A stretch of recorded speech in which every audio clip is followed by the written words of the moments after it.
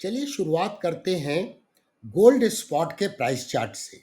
ये एक्स से you USD का प्राइस चार्ट है मंथली टाइम फ्रेम में। अब जनवरी महीने की समाप्ति हो गई है 2025 में, और यहाँ पर अगर हम देखें तो जनवरी महीने में गोल्ड ने एक शानदार रिटर्न दिया है 6.6% का। मासिव बुलिश कैंडलस्टिक पैटर्न है। इसके पहले वाले मंथ में क्या था, दिसंबर में, कि एक इन्वर्टेड हैमर और इनसाइड बार का फॉर्मेशन हुआ था, जिसने इंडिकेट किया कि लॉस ऑफ डाउनसाइड मोमेंटम है और यहाँ से प्राइस रिकवर हो सकती है, और वैसे ही कुछ हुआ।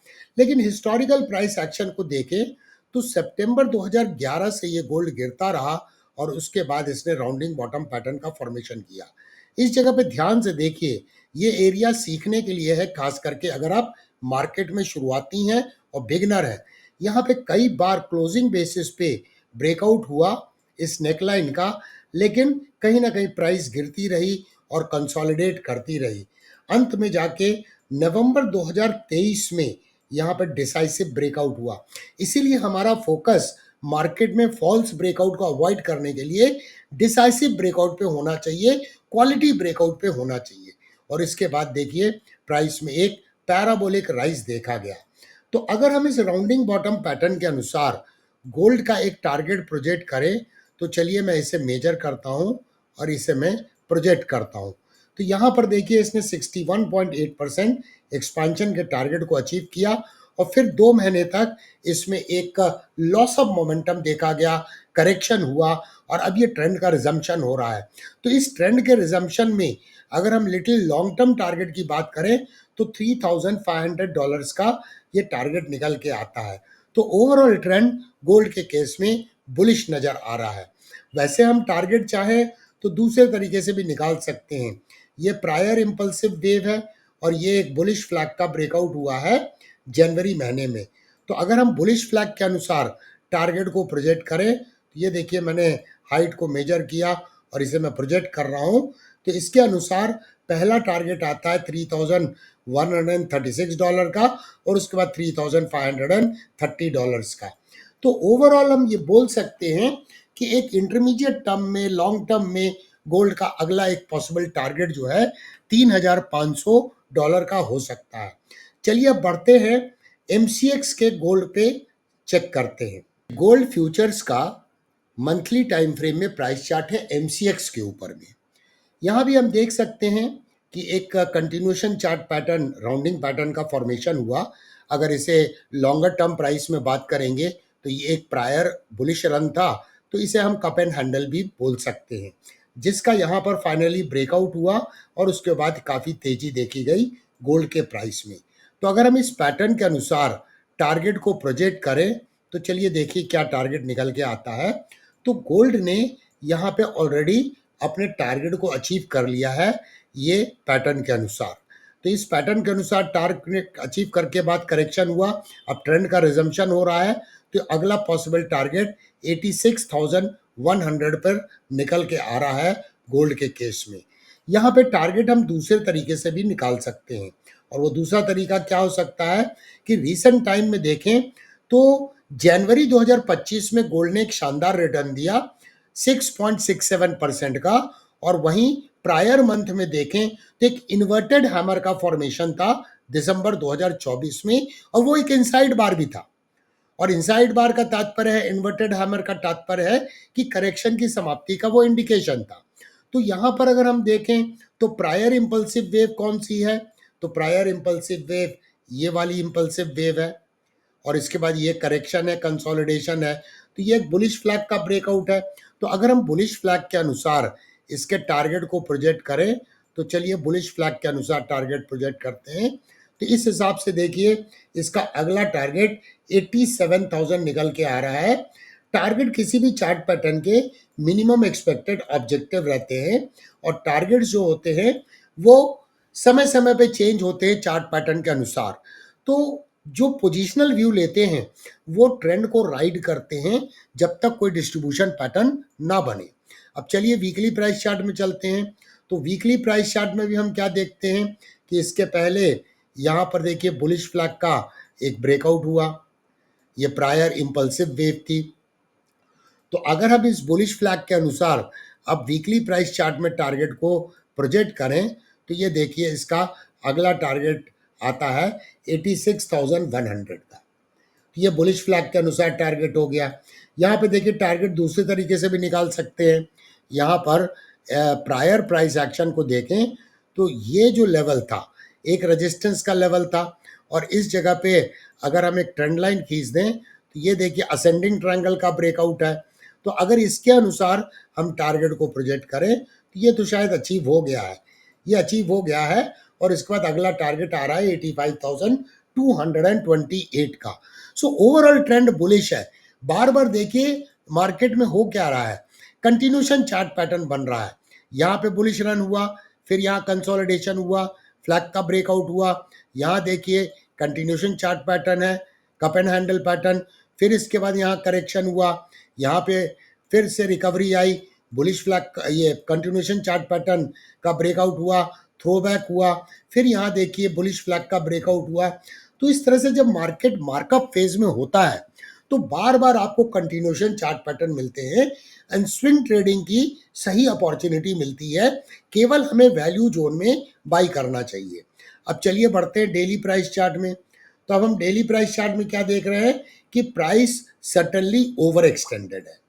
तो फ्रेश ट्रेडिंग की अपॉर्चुनिटी इसीलिए नहीं है क्योंकि रिस्क टू रिवार्ड रेशो यहाँ पर नहीं मिलेगा। लेकिन अगर मैं यहाँ पर एक हॉरिजॉन्टल लाइन खींचूं, ये देखिए मैंने हॉरिजॉन्टल लाइन खींचा, ये लाइन क्यों इंपॉर्टेंट है क्योंकि यहाँ पर देखिए प्राइस का रेजिस्टेंस था, यहाँ प्राइस ने कंसोलिडेट किया, तो ये प्रायर इम्पल्स का ये कंटिन्यूशन चार्ट पैटर्न है। अगर इस चार्ट पैटर्न के अनुसार हम टारगेट को प्रोजेक्ट करें तो चलिए इसके टारगेट को प्रोजेक्ट करते हैं। तो इसका अगला टारगेट आ रहा है 84,600 और उसके बाद 87,000। तो कई प्रकार से हमने देखा कि 87,000 से 87,100 एक पोटेंशियल टारगेट नजर आ रहा है लिटिल लॉन्ग टर्म में गोल्ड के केस में। अब यहाँ पे सपोर्ट कहाँ है, तो ऑब्वियसली ये नेकलाइन है। ये नेकलाइन जो है ये सपोर्ट के रूप में काम करेगी और वो नेकलाइन आ रही है कहाँ पर, वो नेकलाइन आ रही है करीब 80,600 पर। तो 80,600 से तो थोड़ा प्राइस नीचे जा सकती है, तो 180R तक तो प्राइस अवश्य जा सकती है। तो हम ये बोल सकते हैं 80,000 से 80,600 इसका डिमांड एरिया है प्राइस एक्शन एनालिसिस के अनुसार। चलिए अब बढ़ते हैं सिल्वर के प्राइस चार्ट पे और इसमें मंथली प्राइस चार्ट में चलते हैं। ये एक्स से जी यूएसडी का प्राइस चार्ट है। यहाँ पे हम लोगों ने चर्चा की थी कि एक राइजिंग प्राइस चैनल में ये ट्रेड हो रहा है और यहाँ पे प्राइस में मल्टीपल रेजिस्टेंस है $31.6 पे और उसके बाद एक रेजिस्टेंस है, यहाँ प्राइस कई बार रिजेक्ट हुई है 34.65। तो जब तक प्राइस 34.65 के ऊपर ट्रेड नहीं होती है तो फिर अगला टारगेट होगा 41.56। तो यहाँ पर ओवरऑल ट्रेंड तो बुलिश है। अगर हम लास्ट मंथ की बात करें यानी जनवरी की बात करें तो जनवरी में सिल्वर ने जो रिटर्न दिया है वो 8.38% का दिया है। तो इनफैक्ट जनवरी महीने में सिल्वर ने गोल्ड को आउट परफॉर्म किया है। तो ट्रेंड तो इसमें इमर्ज होता हुआ नजर आ रहा है। यहाँ देखिए प्राइस का मल्टीपल रेजिस्टेंस है, तो $26 से $28 इसका एक अच्छा सपोर्ट है। चलिए अब MCX पे चलते हैं और सिल्वर की एनालिसिस करते हैं। तो ये सिल्वर फ्यूचर्स का प्राइस चार्ट है MCX के ऊपर में। यहाँ पर देखिए मल्टीपल रेजिस्टेंस है। ये देखिए मैंने एक हॉरिजॉन्टल लाइन खींची। यहाँ पे मैंने क्यों लाइन खींची, क्योंकि ये यहाँ पर सबसे ज़्यादा टच पॉइंट है। तो 1,01,900 इसका एक सीवियर रेजिस्टेंस है। जब ये रेजिस्टेंस निकलेगा तब जाके आउटसाइड मोमेंटम डेवलप होगा और तब प्राइस का टारगेट मिल सकता है 1,26,000 का टारगेट निकल सकता है।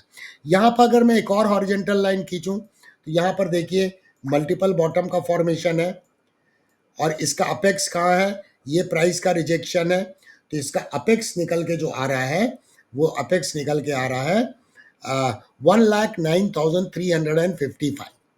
ठीक है दोस्तों, अब आप लोग ने रिक्वेस्ट की थी चैनल पे कमेंट करके कि गोल्ड के बड़े वाले कॉन्ट्रैक्ट और सिल्वर के बड़े कॉन्ट्रैक्ट पे एनालिसिस करना, तो हम इस बार वैसा ही कुछ कर रहे हैं। तो यहाँ पर ये रेजिस्टेंस एरिया है, ये जो है इसका सप्लाई एरिया है, जहाँ पे प्राइस कई बार जा तो चुकी है बट इस सप्लाई एरिया को निकालने में फेल हो जाती है। जब ये सप्लाई एरिया निकल जाएगा तो फिर इसका टारगेट 1,26,000 आ सकता है। चलिए अब डेली चार्ट में देखते हैं। तो डेली चार्ट में अगर हम देखें तो सिल्वर के केस में कुछ पॉजिटिव सिग्नल मिल रहे हैं। कुछ पॉजिटिव सिग्नल क्या मिल रहे हैं, मैं आपको एक काउंटर ट्रेंड लाइन खींच के दिखाता हूं। ये देखिए, मैंने एक काउंटर ट्रेंड लाइन खींची और ये काउंटर ट्रेंड लाइन क्या इंडिकेट करती है, प्राइस का रेजिस्टेंस, प्राइस का रेजिस्टेंस, प्राइस का रेजिस्टेंस, और पिछले 3 ट्रेडिंग सेशन से प्राइस इस काउंटर ट्रेंड लाइन के ऊपर में ट्रेड हो रही है। तो ये एक पॉजिटिव साइन है। रेजिस्टेंस कहाँ पर है, मैं एक और ट्रेंड लाइन खींचता हूँ, ध्यान से देखिएगा। ये ट्रेंड लाइन है। ये ट्रेंड लाइन क्यों इंपॉर्टेंट है, क्योंकि ये पहले सपोर्ट थी, प्राइस का सपोर्ट, प्राइस का सपोर्ट, प्राइस का सपोर्ट, इसका ब्रेकडाउन हुआ और जब पुल बैक हुआ तो यहाँ पे रेजिस्टेंस हो गया। फिर यहाँ पे देखिए लॉस ऑफ मोमेंटम हम देख रहे हैं। तो सही मायनों में इसमें एक ट्रेडिंग की अपॉर्चुनिटी मिलेगी जब प्राइस ये देखिए कोई कैंडल क्लोज हो जाती है 94,400 के ऊपर, तो उस कैंडल के हाई के ऊपर में एंट्री करने से हम एक टारगेट के लिए प्ले कर सकते हैं, क्योंकि इसको अगला रेजिस्टेंस जो मिलेगा वो 98,600 पे मिलेगा। तो उस रेजिस्टेंस तक के लिए लिया जा सकता है एक ट्रेड, लॉन्ग ट्रेड। लेकिन फिलहाल तो ये रेजिस्टेंस के पास है। अभी जब तक हम ट्रेड को इनिशिएट नहीं करेंगे, जब तक कोई कैंडल जैसा मैंने बताया 94,400 के ऊपर में क्लोज नहीं होती है, क्योंकि प्राइस एब्सोल्युटली रेजिस्टेंस के पास है, जो हम लोगों ने ट्रेंड लाइन के द्वारा देखा। अब चलिए बढ़ते हैं कॉपर के प्राइस चार्ट में। तो यहाँ देखिए कॉपर के प्राइस चार्ट में यहाँ पे डबल बॉटम का फॉर्मेशन तो हुआ है, और ये डबल बॉटम सिग्निफिकेंट इसीलिए था, हमने पहले भी आपको बताया था कि यहाँ पर देखिए सिमिलर बॉटम का फॉर्मेशन हुआ था और यहाँ पर बुलिश डाइवर्जेंस नजर आ रहा था आरएसआई के ऊपर में, जो कि एक मोमेंटम इंडिकेटर है। इसके अलावा यहाँ पर देखें विलियम परसेंटेज आर, तो विलियम परसेंटेज आर भी ओवरसोल्ड टेरिटरी में है। तो यहाँ पर एक अपसाइड के मोमेंट की चांसेस है, लेकिन यहाँ पर देखिए प्राइस का रेजिस्टेंस है। ये जो एरिया है ये प्राइस का रेजिस्टेंस है, यहाँ से लेकर 846 का जो एरिया है वो रेजिस्टेंस एरिया है। जब ये रेजिस्टेंस एरिया निकाल लेगा, यहाँ पर देखिए इस डबल बॉटम के अपेक्स का यहाँ पर क्लोजिंग बेसिस पर ब्रेकआउट हुआ, लेकिन इस कैंडल का हाई क्या था, जो ब्रेकआउट कैंडल थी उसका हाई था 845.55, उसका अपसाइड में फॉलो थ्रू नहीं हुआ। तो अगर हमने ट्रेडिंग स्ट्रैटेजी बनाई भी होती तो हमारी एंट्री ट्रिगर नहीं होती और हम इस ट्रेड से बच जाते। अभी भी वो ट्रेड वैलिड है। अगर 845.55 के ऊपर कोई कैंडल क्लोज होती है तो अगला संभावित टारगेट इस डबल बॉटम के अनुसार जो आता है 866 867 का टारगेट निकल के आता है। तो कॉपर में ऐसा लग रहा है कि एक लंबे डाउन ट्रेंडिंग मूव के बाद ट्रेंड रिवर्सल की तैयारी करता हुआ नजर आ रहा है ये कमोडिटी। अब बढ़ते हैं लेड के प्राइस चार्ट में। तो लेड तो दोस्तों ये ट्रेडेबल नहीं है। ट्रेडेबल इसीलिए नहीं है क्योंकि प्राइस कई दिनों से यहाँ कंसोलिडेट कर रही है। ट्रेंड इसका बेरिश है, market structure lower highs and lower lows का है। तो वैसे तो रूल के हिसाब से हमें शॉर्ट सेलिंग की अपॉर्चुनिटी देखना है, लेकिन शॉर्ट सेलिंग इसीलिए रिस्की हो सकता है क्योंकि कंसोलिडेशन के वक्त में देखें तो मोमेंटम इंडिकेटर जो है वो डाइवर्जेंस दिखा रहा है, बुलिश डाइवर्जेंस। इसका मतलब लॉस ऑफ मोमेंटम कम है और प्राइस कंसोलिडेट कर रही है। तो बेहतर है कि इसमें जब कोई रिवर्सल चार्ट पैटर्न बन जाए, बुलिश रिवर्सल चार्ट पैटर्न, उसके बाद में ट्रेडिंग करना उचित रहेगा, क्योंकि शॉर्ट सेलिंग करना भी रिस्की हो सकता है, जैसा अभी हमने देखा मोमेंटम इंडिकेटर पे डाइवर्जेंस नजर आ रहे हैं। चलिए अब बढ़ते हैं एल्यूमिनियम के प्राइस चार्ट पे। तो एल्यूमिनियम को एक नज़र पहले वीकली प्राइस चार्ट में देखते हैं। तो यहाँ पर देखिए ये एक बहुत मेजर रेजिस्टेंस था, ये सपोर्ट था, ये रेजिस्टेंस बन गया और इसका यहाँ पर ब्रेकआउट हुआ। अब यहाँ पर अगर देखें तो इस पैटर्न के अनुसार इसका टारगेट तो निकलता है 280, बट उसको 270 के आसपास में एक यहाँ रेजिस्टेंस है। अब यहाँ पे प्राइस ओवर एक्सटेंडेड हो गई थी, 2 वीक तक ये प्राइस बुलिश थी और उसके बाद में करेक्शन हुआ। लेकिन लास्ट कैंडल को ध्यान से देखें तो एक लार्ज लोअर शैडो का फॉर्मेशन है और प्राइस ने कहाँ सपोर्ट लिया है, ये जो रेजिस्टेंस एरिया था यहाँ सपोर्ट लिया है। तो लास्ट कैंडल का हाई क्या है, 253.3। तो अगर 253.3 के अपसाइड में फॉलो थ्रू हुआ तो फिर एक बहुत बड़ी संभावना होगी कि पहला टारगेट 270 और उसके बाद 280 का टारगेट निकल के आ सकता है। एक नज़र डेली प्राइस चार्ट में भी डालते हैं। तो डेली प्राइस चार्ट में भी अगर हम देखें तो ओवरऑल स्ट्रक्चर अब बुलिश हो चुका है, क्योंकि रिवर्सल चार्ट पैटर्न भी मिल चुके हैं और प्राइस कहीं ना कहीं रीसेंट करेक्शन में प्राइस ने एक सपोर्ट लिया है। और सपोर्ट कहाँ लिया है, EMA 21 पे, जो कि कॉन्फ्लुएंस है इस नेकलाइन का। तो ओवरऑल स्ट्रक्चर एल्यूमिनियम में भी पॉजिटिव नजर आ रहा है। अब चलिए बढ़ते हैं जिंक के प्राइस चार्ट में। तो जिंक के प्राइस चार्ट में जैसा पहले भी चर्चा हम लोग कर चुके हैं कि एक राइजिंग प्राइस चैनल में ये ट्रेड हो रहा था, जिसका यहाँ ब्रेकडाउन हुआ।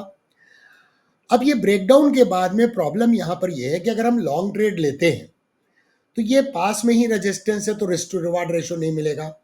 लेकिन लास्ट कैंडल जो है ये काफ़ी एनकरेजिंग कैंडल बनती हुई नजर आ रही है। अब हम सभी जानते हैं कि सैटरडे को मार्केट चालू है, तो ये कहाँ पे क्लोज होगा ये तो पता नहीं है, लेकिन बुलिश पिन बार बन रहा है। और कहाँ बन रहा है, SMA 233 के पास में।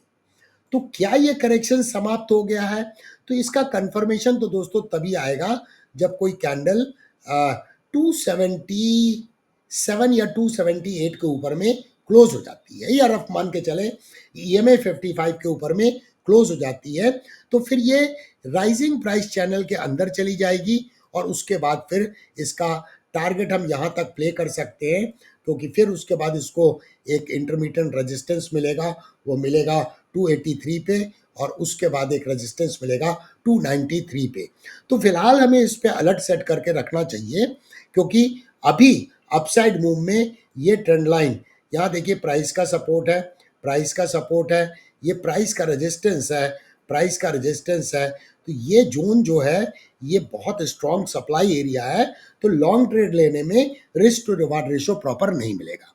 चलिए अब एक नज़र डालते हैं नेचुरल गैस के प्राइस चार्ट में। तो ये MCX के ऊपर में नेचुरल गैस का प्राइस चार्ट है। डाउन ट्रेंडिंग मूव के बाद यहाँ देखिए एक रिवर्सल चार्ट पैटर्न का ब्रेकआउट हुआ, इसका टारगेट इसने अचीव किया, करेक्शन हुआ, प्राइस सपोर्ट ले रही है EMA 55 के पास में, और लास्ट कैंडल जो आज की कैंडल बन रही है वो इनसाइड बार बन रही है। तो अगर आज की कैंडल क्लोज अगर हो जाती है 271 के ऊपर, तो शायद एक लॉन्ग ट्रेड की अपॉर्चुनिटी मिलेगी, लेकिन इसे एक रेजिस्टेंस मिलेगा 295 के ऊपर। अगर ये रेजिस्टेंस निकल गया तो फिर आप देखिए काफ़ी बड़ा टारगेट भी मिल सकता है 430 का, जो इस राउंडिंग पैटर्न का यहाँ ब्रेकआउट हुआ था, ये ब्रेकआउट का फॉलो थ्रू नहीं हुआ। अगर ये ब्रेकआउट का फॉलो थ्रू हो गया तो फिर 430 का टारगेट इसमें मिल सकता है। लेकिन अब ये मार्कअप फेज में आ गया है, यानी ट्रेंड रिवर्सल हो गया है। भविष्य में मार्केट का structure higher highs and higher lows के रहने की संभावना है। चलिए अब बढ़ते हैं क्रूड ऑयल के प्राइस चार्ट को देखते हैं। ये US ऑयल का प्राइस चार्ट है, WTI क्रूड ऑयल का। तो यहाँ पर देखिए मल्टीपल सपोर्ट इसने बनाया, इस कंसोलिडेशन बैंड के बाहर गया, और जैसा लास्ट वीक में भी चर्चा की गई थी ये इसका सप्लाई एरिया है 78 से 80.83 का, और वहीं से प्राइस रिजेक्ट हो गई और करेक्शन हो रहा है। तो फिलहाल इसके रेंज में रहने की संभावना है। बहुत अच्छी ट्रेडिंग अपॉर्चुनिटी इसीलिए नहीं है क्योंकि ये रेंज बाउंड है, साइडवेज मूवमेंट है। तो 70 से $71 इसका स्ट्रॉन्ग सपोर्ट है, और 78.42 से लेकर 80.83 इसका सप्लाई एरिया है। ये सप्लाई एरिया अगर निकाल लिया इसने तो फिर 84.3 तक ये जा सकता है। ये डॉलर्स में हम चार्ट देख रहे हैं, WTI crude oil US oil का प्राइस चार्ट। चलिए अब बढ़ते हैं MCX पे क्रूड ऑयल को देखते हैं। तो यहाँ भी साइडवेज मूवमेंट है, लेकिन अब यहाँ पे EMA 55 है। EMA 55 कहाँ पर है, 6200, तो करीब 6200 या 6000 से 6200, क्योंकि यहाँ पर भी देखिए मल्टीपल रेजिस्टेंस है। तो ये जोन इसका डिमांड एरिया है, और ये एरिया में देखिए प्राइस बार बार रिजेक्ट होती है। यहाँ पे ब्रेकआउट भी हुआ तो ये फॉल्स ब्रेकआउट साबित हुआ और प्राइस यहाँ से गिर गई। तो इसके भी रेंज बाउंड रहने की संभावना है। अगर मैं एक हॉरिजॉन्टल लाइन यहाँ पर खींच दूं, ये देखिए हॉरिजॉन्टल लाइन, तो इसका इमीडिएट रेजिस्टेंस 6400 से 6500 का ये जोन रेजिस्टेंस एरिया है। तो यहाँ भी बहुत अच्छी ट्रेडिंग अपॉर्चुनिटी नहीं है, क्योंकि invariably risk to reward ratio proper नजर नहीं आ रहा है। तो आपको ये एनालिसिस का वीडियो कैसा लगा? आपके कमेंट्स का हमें कमेंट सेक्शन में होगा बेसब्री से इंतजार। देखने के लिए धन्यवाद। फिर मिलेंगे दोस्तों अति शीघ्र।